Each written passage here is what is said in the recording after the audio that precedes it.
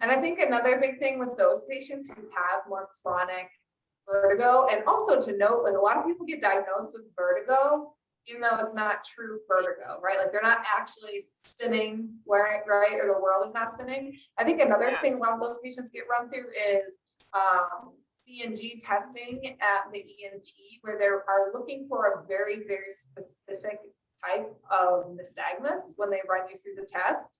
And if you don't elicit or you don't show that type of nystagmus when they run the test, they say your vestibular system is fine, which again is not always true. It's kind of like the lab work or the MRI, right? You can have functional issues without having a tumor.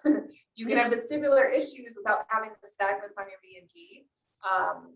And I think also to kind of piggyback on that is so that people understand when we talk about vestibular function, you know, we're not only looking at the vestibular apparatus in your inner ear. I think a lot of people understand the vestibular system as, okay, we understand it's an inner ear issue, right?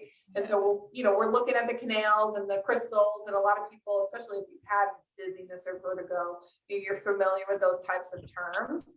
What I think a lot of people don't understand, and what oftentimes is kind of missed when these patients are being evaluated traditionally, is that if the dysfunction is no longer in the inner ear, meaning you don't have a canal issue, and what you had mentioned was central vestibular issues, a lot of times those are being overlooked because now we're talking about the communication between your inner ear in through your cranial nerves to your brain stem, and then where all that information goes, right? And as functional neurologists, we're able to evaluate that whole system, because your vestibular system is a whole system, meaning there's more to it than just the vestibular apparatus that everybody talks about in the inner ear.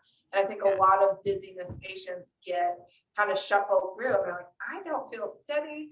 I can't like walk on my feet. I feel like I'm on a boat, or can't ride in the car, or I can't turn my head. But then they go and get all of that traditional testing done, and everything is quote unquote normal. So we don't know why you're dizzy.